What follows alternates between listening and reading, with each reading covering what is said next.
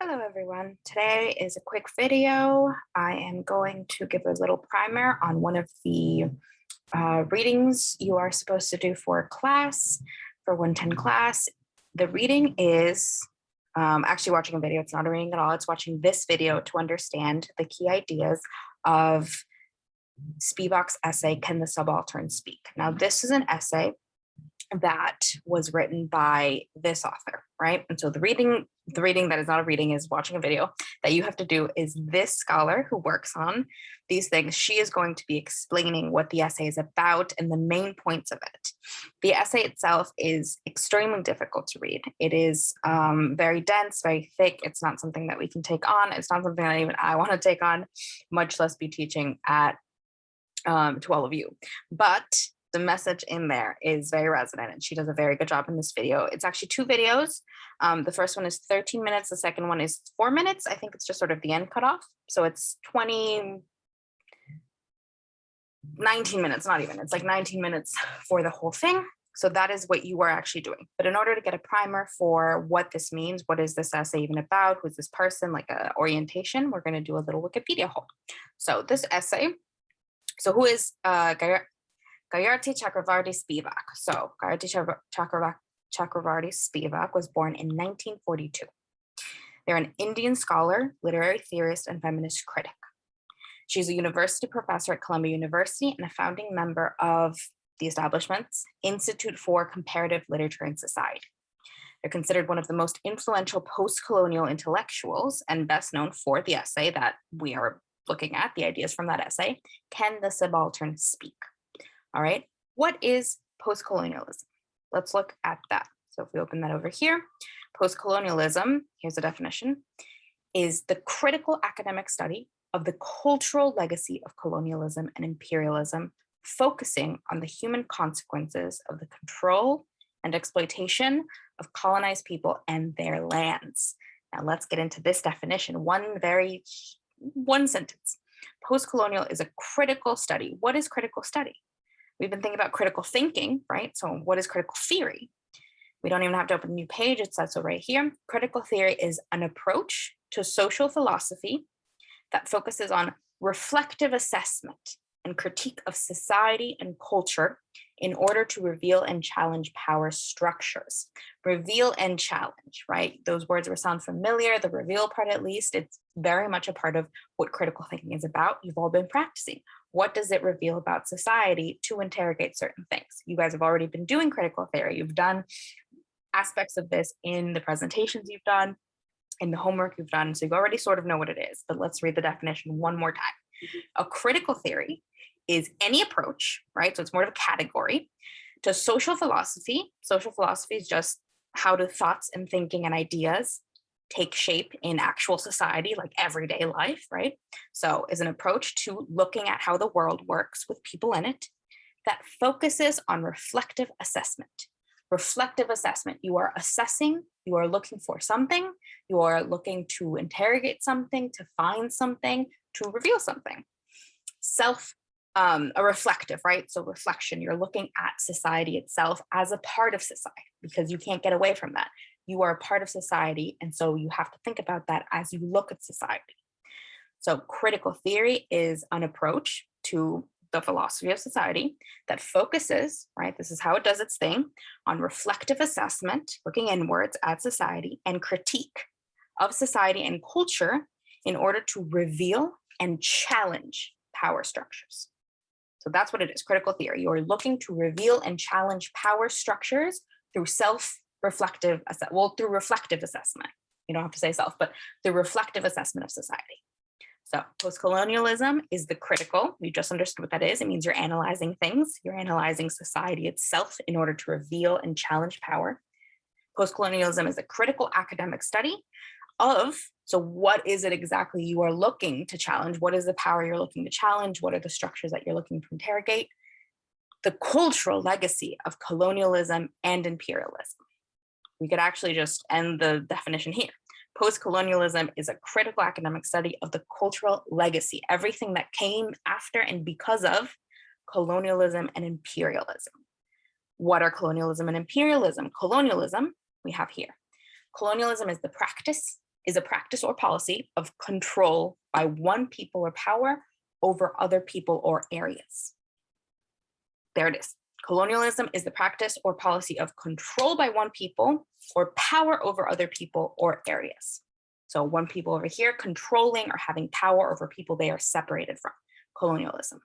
Often, this is now generalizing, but often by establishing colonies, right? Colonialism, colonies, and generally with the aim of economic dominance. Economic dominance means you have the resources. Economics cannot be separated from resources that you need to life. And so you take dominance over resources. That's the aim of establishing colonies. And that accomplishes being able to control people in other areas through these things, colonialism. Imperialism is a little bit more of an umbrella term. So imperialism is a policy or ideology of extending rule over other peoples and countries, right? So this is more of the umbrella term of rule over other countries and people, and colonialism is specifically done through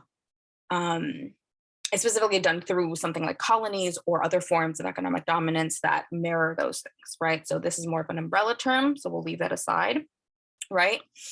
And more of the how and the ideology. And this is the more specific term we're using to colonialism, practice or policy of control by one people or power over other people or areas. So this one people are not the same as these other people, and that's the center of colonialism. All right, so let's go back to this definition of post-colonialism. So she is a key figure in post-colonial studies, in the whole idea, the whole foundation, everything, right? So post-colonialism is the critical academic study. We just learned what critical means, academic study of the cultural legacy of colonialism and imperialism. And now what does it focus on? We haven't even finished reading this definition, but hopefully you understand up to here. What is post-colonialism? It is when you critically study. What is critical study? When you're using reflective analysis to challenge and reveal power. Specifically here, you're using that critical process to study the power that is the cultural legacy of colonialism and imperialism. And how do you do it? How does the post-colonialist decide to do it? By focusing on the human consequence of the control and exploitation of colonized people and their lands. So here we go, that definition. I'm going to read it one more time. Post-colonialism is the critical academic study of the cultural legacy of colonialism and imperialism, focusing on the human consequences of the control and exploitation of colonized people and their lands. There we go. So that whole area, anything that encompasses that, that's the field. And that's the field that Spivak is famous for influencing with this essay, right? She has a lot of other work, but we're going to be focused on one of her most famous, Can the Subaltern Speak? And just to give you a show of what that essay looks like, so you understand why we are not reading it in this class. Let me see if I can find it. Should be here.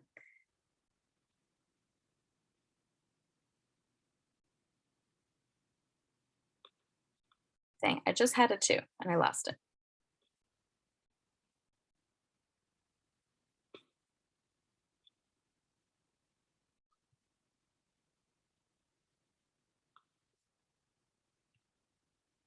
Oh, it's because I'm not on the right page. I'm sorry, guys.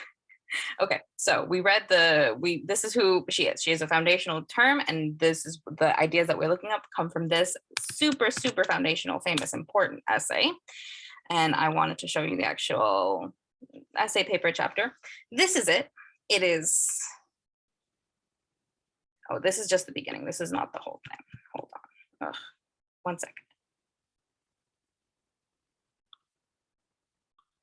Okay, here we go. So I opened up the page in Wikipedia for subaltern, and here I was able to get what I was looking for, which was the actual text of this essay. And you will see this essay is super dense. It goes on for 23 pages, and you honestly have to do a lot of foundational reading to even understand what she's talking about. So we are going to rely on another scholar, another person who knows this, to tell us her main ideas. This is a scholar who's dedicated, her work, her life to studying these things, right? To studying post-colonialism and to be engaging with these ideas and taking them further, right?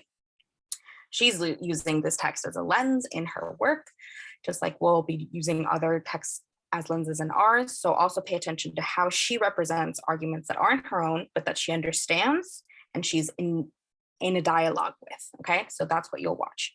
So we've understood who she is, foundational in this movement. Born in 1942, an Indian scholar, literary theorist, and feminist critic, right?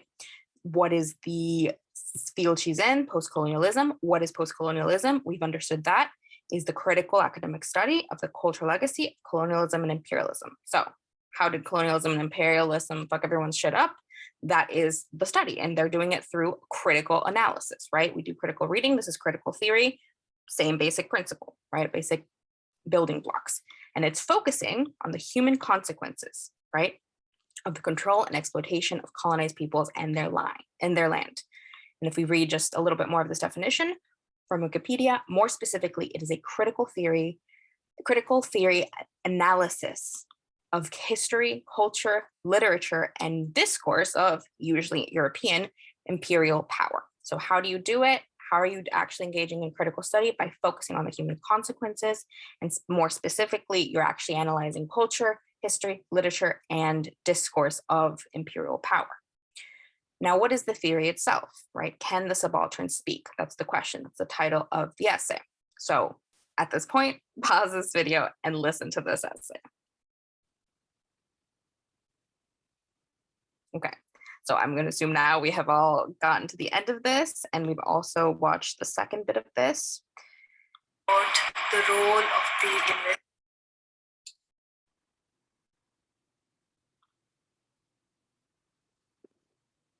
and this YouTube channel is just very random. It's just someone who interviewed this this scholar.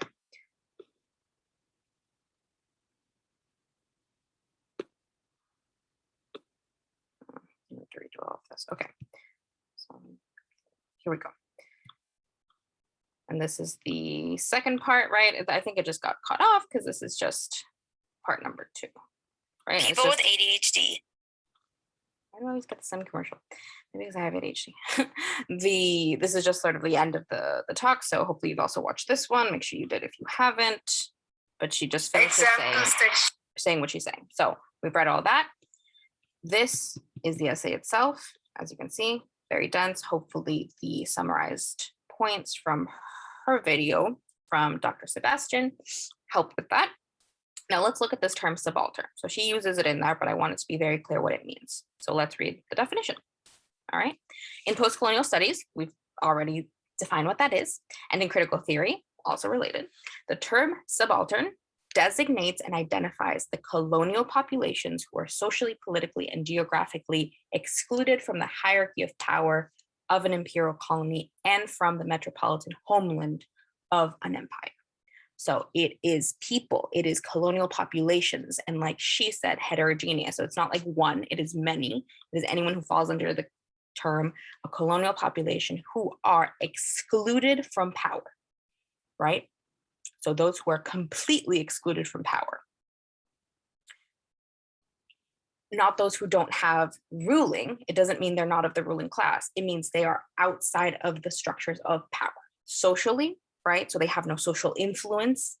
They have no political influence. And they are literally geographically excluded from imperial power, from holding power, which, if we're talking about postcolonialism, has to do with the powers of imperialism. The term itself was coined by this person, Antonio Gramsci, and then made more popular and more specific when talking about Spivak's version of it.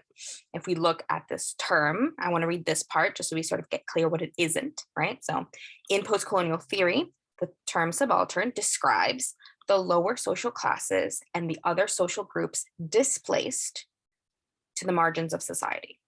In an imperial colony, a subaltern is a native man or woman without human agency.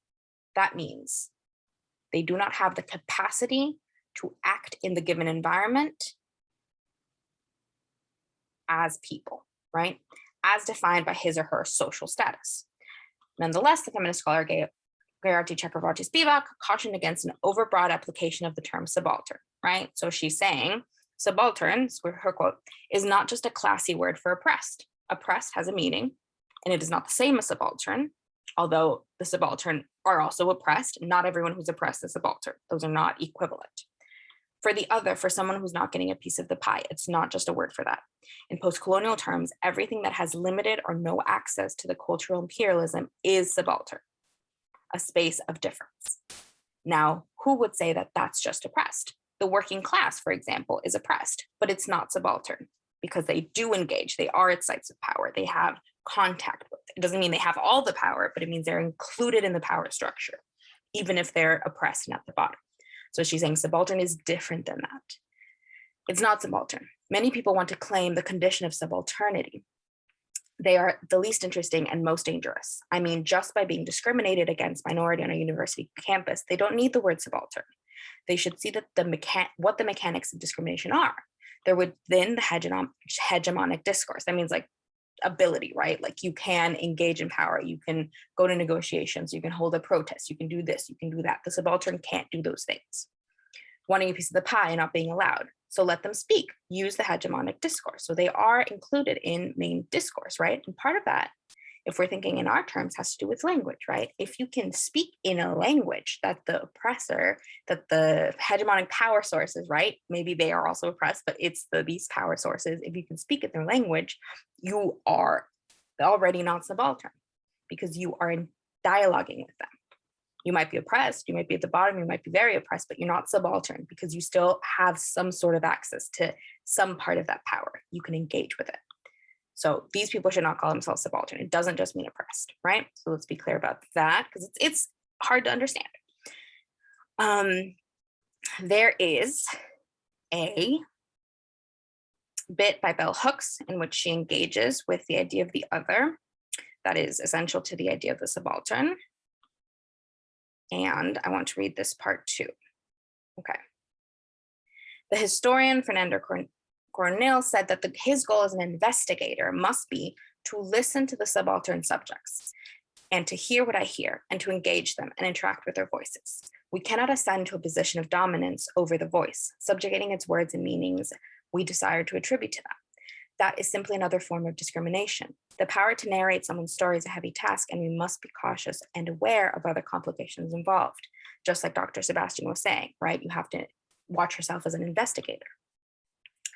Like Spivak, Bell Hooks questions the academic's engagement with the non-Western other, that in order to truly communicate with the subaltern native, the academic would have to remove himself or herself as the expert at the center of the us and them binary of social relation, right? So us, them, who is being investigated, who's doing the investigation. You have to remove yourself as being the center. Does this sound familiar? Does this maybe sound like it's similar to the idea of testimony, where you're taking back that narrative and you're telling a narrative of a people through the perspective of a person who experienced something as a member of that oppressed group? So it has to do with it. They're not directly linked, but they are very, very related. Traditionally, the academic wants to learn of the subalternative experiences of colonialism, but does not want to know the subaltern's own explanations for his or her experience of colonial domination, right? In light of the mechanics of Western knowledge, and this means how everything is structured. It's not talking about people don't want to, it's talking about the structure, how we think about knowledge, the fact that we write things down, that we need to turn them into a language, we need to turn them into text. These things already limit us, right? They limit how you are able to engage as an investigator just because of how you became an investigator. The very definitions of the academic makes them unable to, right? This is what it means by in light of the mechanics of Western knowledge, how we form knowledge, the fact that we do it like we do, right? We don't have to. There's different ways of forming knowledge, but we do it this way. And because it works in this way, Hooks said, so we're talking Bell Hooks here, said that the true explanation can only come from the expertise of the Western academic, all right? This is the idea that happens in Western knowledge, that you have to have credentials. You have to be an academic. You have to be approved by the institution, all these things. A true explanation can come, so she's saying that in how we work, we only allow ourselves to explain things that come from the expertise of Western academics. Thus, the subaltern native surrenders knowledge of colonialism to the investigating academic. Because of how we define things, because of who is writing this Wikipedia article and who's able to, and who counts as a source to be believed, right? Who counts down here as a source that can be cited, and who is writing in a language that is known, who reaches enough people, who's approved, who gets the money to be able to do things. All these things together mean that a subaltern native surrenders knowledge of colonialism. They are the colonized ones, and they are surrendering the knowledge of colonialism to the academic. About the binary relationship of investigation between academic and the subaltern native, Hook said that. Pay attention here. There is no need, and here she's talking poetically, right? She is talking about what she hears when she is considering this. There is no need to hear your native voice when I can talk about you better than you can speak about yourself.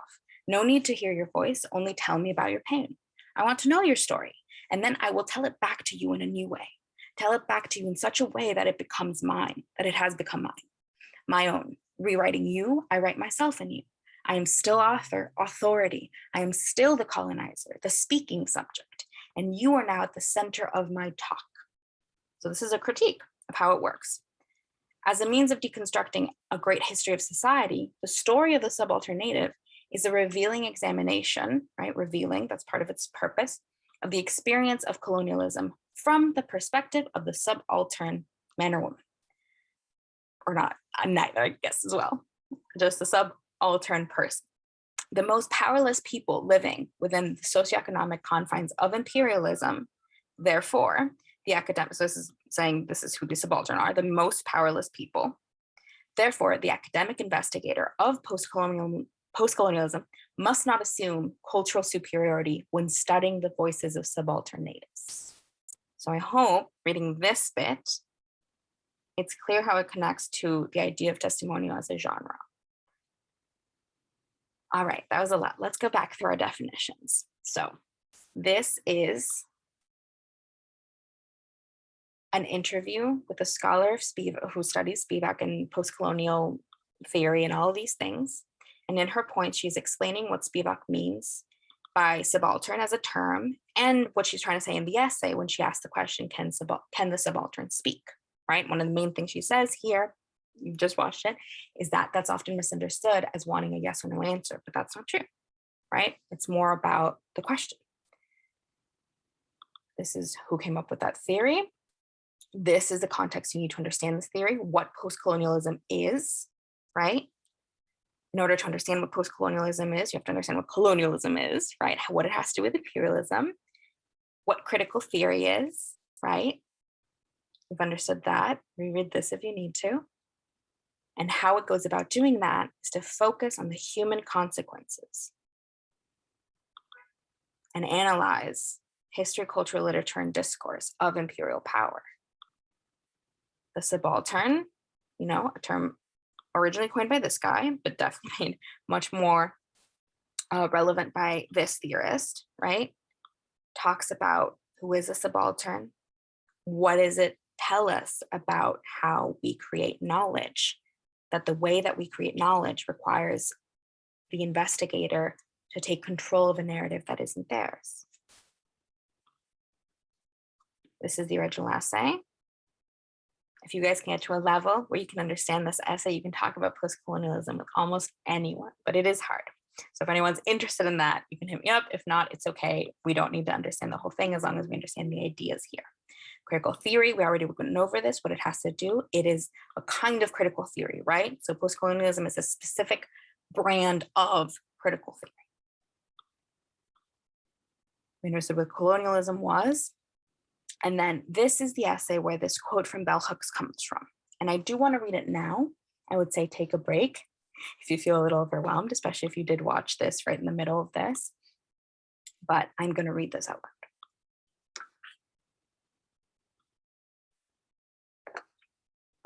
This is from bell hooks. Marginality is site of resistance.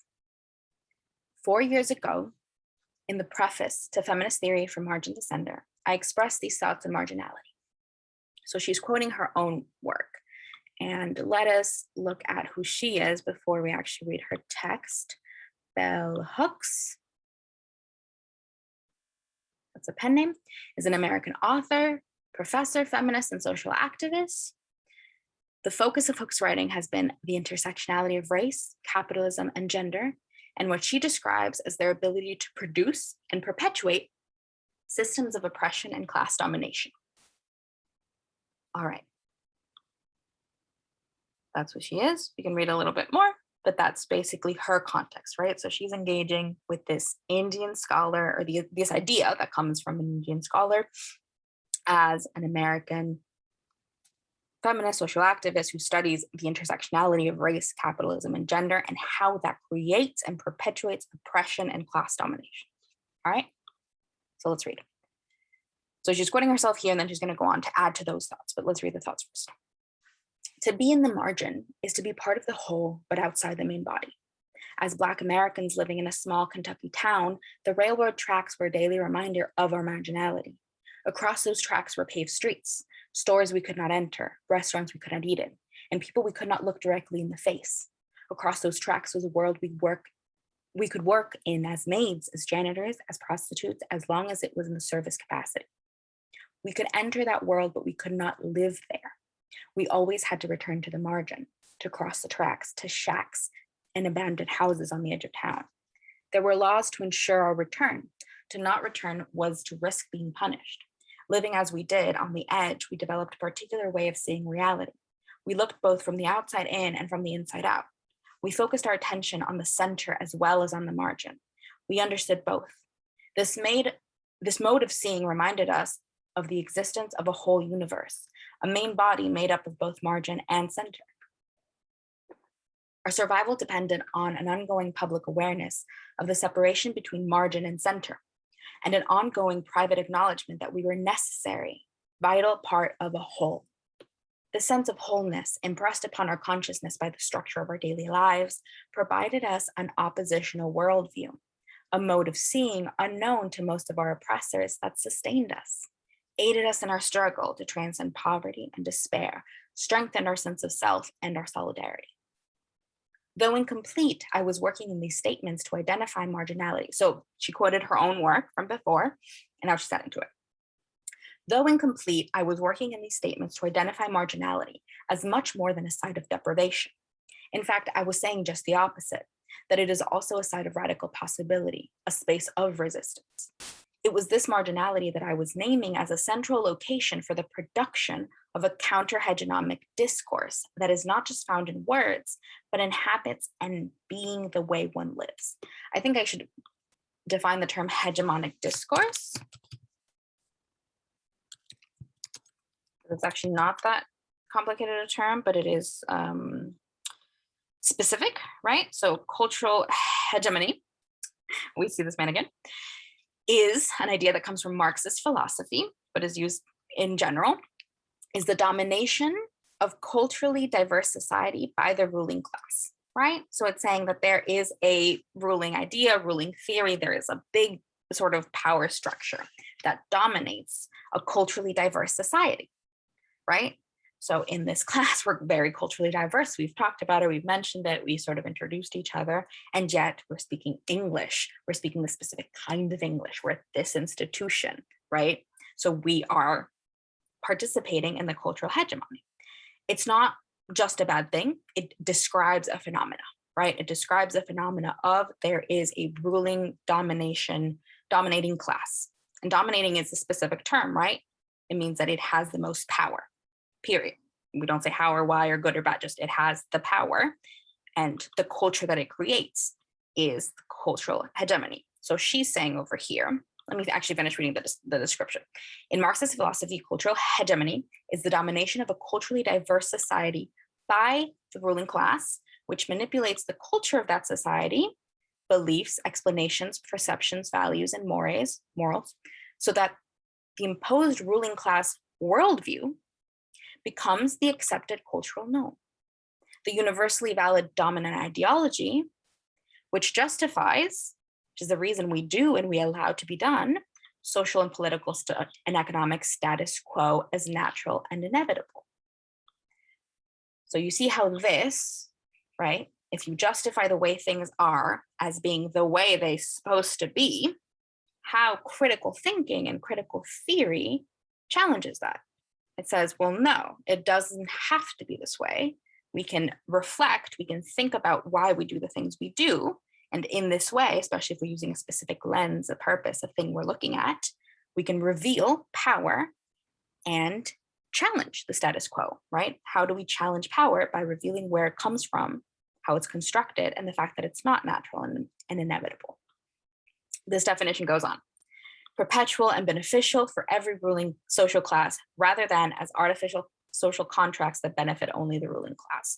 So this definition is a little long, so let me redo it. So it comes from this, right? This is who originally came up with the words, came up with the thought, but what the actual thing is describing, cultural hegemony, is that the dominant class or the dominant group, whatever it is trying to impose the worldview, trying to get everyone to agree with how the world works based on their view. And they do it through making it seem as though social, political, and economic, the way things are, is natural and inevitable, and perpetual and beneficial for every ruling class, instead of just artificial social contracts that we're allowed to change. So that's what cultural hegemony is. Okay, so let's go back to this and think. So she's talking about being other, being on the margins, right? She's talking about being Black specifically. She said Kentucky, right? That's where she is. Apologies, yes, in Kentucky.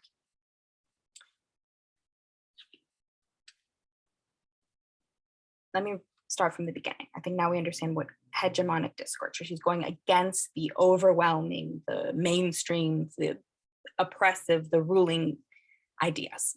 Though incomplete, I was working in these statements and what I just read earlier to identify marginality as much more than a side of deprivation. So she's saying just because we're on the sidelines doesn't mean we're just deprived, although that's part of it, but it means something else too. In fact, I was saying just the opposite, that it is also the site of radical possibility, a space of resistance. It was this marginality that I was naming as a central location for the production of a counter-hegemonic discourse. So she's saying, I'm gonna use this place to talk against powers that be. That it is not just found in words, but in habits of being and the way one lives. As such, I was not speaking of marginality one wishes to lose, to give up, or surrender as part of moving into the center, but rather as a site one stays in, clings to even, because it nourishes one's capacity to resist. Being on the margins, she is saying right now, nourishes her capacity to resist. It offers the possibility of radical perspectives from which to see and create, to imagine alternatives, new worlds. This is not a mythic notion of marginality. It comes from lived experience. Yet I want to talk about what it means to struggle to maintain that marginality, even as one works, produces, lives, if you will, at the center. So she came from that small town, but she's no longer there. But she found things being of the margins there that she wants to cling to because that allows her to resist what the hegemonic discourse, right? The way we think, we allow our world to be shaped and our conversations to be shaped. I've been asking you all about framing, right? Framing of conversations. We allow those, we accept those. When we participate in a conversation and don't challenge the framing, we are living in that hegemonic discourse.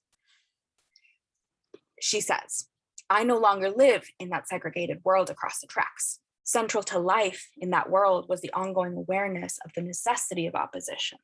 When Bob Marley sings, we refuse to be what you want us to be. We are what we are, and that's the way it's going to be. That space of refusal, where one can say no to the colonizer, no to the oppressor, is located in the margins. And one can only say no, speak to the voice of resistance, because there exists a counter language. While it may resemble in ways the colonizer's tongue. So here, pay attention to the definitions, right? Language, there exists a counter language, a way of speaking. While it may resemble in ways the literal language of the colonizer, the colonizer's tongue, it has to undergo a transformation. It has been irrevocably changed. When I left that concrete space in the margins, I kept alive in my heart a way of knowing reality, which affirms continually not only the primacy of resistance, but the necessity of a resistance that is sustained by remembrance of the past, which includes recollections of broken tongues, giving us ways to speak that decolonize our minds, our very beings. Once Mama said to me, as I was about to go on again to the predominantly white university, "You can take what the white people have to offer, but you do not have to love them." Now understanding her cultural codes, I know that she was not saying to me not to love people of other races. She was speaking about colonization and the reality of what it means to be taught in a culture of domination by those who dominate. She was insisting on my power to be able to separate useful knowledge that I might get from the dominating group, so separating the useful knowledge you might get from them, from participation in ways of knowing that would lead to estrangement, alienation, and worse, assimilation and co-option. She was saying that it is not necessary to give over to them to learn. Not having been in those institutions, she still knew that I might be faced again and again with situations where I would be tried, made to feel as though a central requirement of my being accepted might be participation in the system of exchange to ensure my success, my making it. She was reminding me of the necessity of opposition and simultaneously encouraging me not to lose that radical perspective shaped and formed by marginality. This is a thesis here, right? She was reminding me of the necessity of opposition and simultaneously encouraging me not to lose that radical perspective shaped and formed by marginality.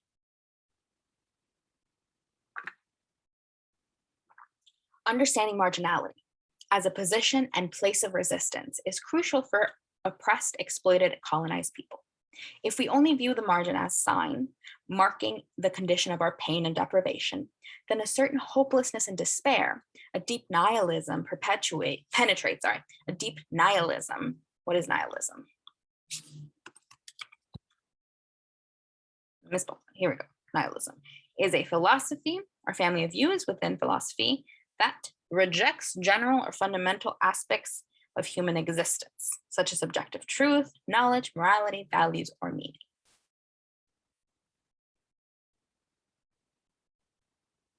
Different nihilist positions hold that various human values are baseless, that life is meaningless, that knowledge is impossible, or that some set of entities do not exist or are meaningless and pointless. It's important to acknowledge that meaningless and pointless does not mean the same thing as, I closed the page. I was going to say meaningless and pointless, nihilism, right, does not mean the same thing as artificial social constructs. It's easy to sort of say that those two things are the same, but just because something's an artificial social construct doesn't mean that it is meaningless or pointless. They're separate things. One is a way you look at the world, saying that things have no meaning, and the other one is a way of interrogating power. Okay, so she's saying about nihilism. If we only view the margin as sign, marking the condition of our pain and deprivation, then a certain hopelessness and despair, a deep nihilism, penetrates in a destructive way the very ground of our being. If you come from the margins and you only see that as a negative thing, you can be penetrated, like she says, you can be full of a nihilism that is destructive to your way of being. It is there that the space of collective despair, that one's creativity, one's imagination is at risk. There that one's mind is fully colonized. There that freedom one longs for is lost. That the freedom one longs for is lost. Truly, the mind that resists colonization struggles for freedom of expression. That struggle may not even begin with the colonizer. It may begin with one's segregated, colonized community and family. I want to note that I am not trying to romantically reinscribe the notion of that space of marginality where the oppressed live apart from their oppressors as pure. She's not saying it's a good thing. She's saying that it was, and out of it comes something that fuels you against buying into that worldview that you are trying to resist. I want to say that these margins have been both sites of repression and sites of resistance. And since we are well able to name that the nature of that repression, we know better that the margins as site of deprivation, right? We know them as more having to do with deprivation, which they are. But she is saying we are more silent when it comes to speaking of the margin as a site of resistance. We are more often silenced when it comes to speaking of the margin as a site of resistance. Silenced During my graduate years, I heard myself speaking often in the voice of resistance. I cannot say that my speech was welcomed. I cannot say that my speech was heard in such a way that it altered relations between colonizer and colonized. Yet what I have noticed is that those scholars, most especially those who name themselves radical, critical thinkers, feminist thinkers, now fully participate in the construction of a discourse about the other. I was made other, there in that space with them. Other here is talking about a specific thing. It has to do with subalternity, right? So one of the parts of the definition of what is subaltern is that you are other. And that means that you are not assumed to be, here we go. So it's not just the oppressed, the other who's not getting a piece of the pie. So it isn't the same thing. Subaltern is not other, but subaltern includes the other, right? So one of the things that you have to be in order to be considered subaltern, I don't like framing it that way, but like in order for the literal definition of subaltern to apply, you do have to be the other in terms of the hegemonic power, right? So when you imagine a person, when society imagines what a person is, the other is someone who doesn't fit into there, but is still a human being. And so the other is included in the definition of subaltern, but it includes more than just the subaltern. So just to know that that's a specific term, but you can just basically think the other, right? Made other. I was made other there in that space with them, in that space in the margins that lived in segregated world of my past and present. I was not other. They did not meet me there in that space. They met me at the center. They greeted me as colonizers. I am waiting to learn from them the path of their resistance, of how it came to be that they were able to surrender the power to act as colonizers. I am waiting for them to bear witness, to give testimony. That word, testimony. They say that the discourse on marginality, on difference, has moved beyond the discussion of us and them. They do not speak of how this movement has taken place. This is a response from the radical space of my marginality. It is a space of resistance. It is the space I choose. I am waiting for them to stop talking about the other, to stop even describing how important it is to be able to speak about difference. It is not just important that we speak about how and why we speak. Often the speech about the other is also a mask, an oppressive talk hiding gaps, absences, that space where our worlds would be if we were speaking, if there was a silence, if we were there. This we is that us in the margins, that we who inhabit marginal space, that is not a site of domination, but a place of resistance. Enter that space. Often the speech about the other annihilates, erases. No need, and this is a quote I read earlier, right? So now we're reading where it comes from. No need to hear your voice when I can talk about you better than you can speak about yourself. No need to hear your voice, only tell me about your pain. I want to know your story. And then I will tell it back to you in a new way. Tell it back to you in such a way that it has become mine, my own. Rewriting you, I write myself anew. I am still author authority. I am still colonizer, the speaking subject, and you are now at the center of my talk. We greet you as liberators. This we is that us in the margins, that we who inhabit marginal space that is not a site of domination, but a place of resistance. Enter that space. This is an intervention.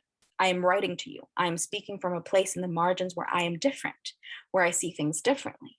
Speaking from the margins, speaking in resistance. I open a book. There are words on the back cover, never in the shadows again. A book which suggests the possibility of speaking as liberators. Only who is speaking and who is silent. Only who stands in the shadow in a doorway, the space where images of Black women are represented voiceless, the space where our words are invoked to serve and support the space of our absence.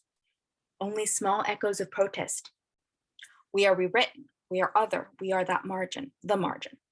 Who is speaking and to whom? Where do we locate ourselves and our comrades? Silenced. We fear those who speak about us, who do not speak to and with us. Important here. We fear those who speak about us, but do not speak to us and with us. So think about what that has to do with the testimonial genre. We know what it is like to be silenced. We know that the forces that silence us because they never want us to speak differ from the forces that say, speak, tell me your story. Only do not speak in that voice of resistance. Only speak from that space in the margin, That is a sign of deprivation, a wound, an unfulfilled longing. Only speak your pain. This is an intervention, a message from that space in the margin that is a site of creativity and power, that inclusive space where we recover ourselves, where we move in solidarity to erase the category colonized colonizer. Marginality as a site of resistance. Enter that space. Let us meet there. Enter that space. We greet you as liberators. So that was a reading. Marginality as a site of resistance by Bell Hooks. It's not on your reading list. You don't have to do anything with it, but I think it's important to put the words that she's taking when she is talking about subalternity, right? So she's engaging with these texts, right? So similar things they're talking about. And this is at the center of both the idea of the subaltern, which should be co-opted to just mean oppressed. It's specific. It's like people who cannot be heard, And this is her talking from her experience of what marginality means in that context to her, and how it is a site of resistance at the same time as it is a site of oppression, being in the margins. And the aim that she has is to resist cultural hegemonic discourse, mainstream discourse, the discourse that is given to us to engage in by the ruling class, who wants to do what? Keep power. So all these things come back to Spivak. Can the subaltern speak? And that's all that I have for you guys today. Thank you for listening.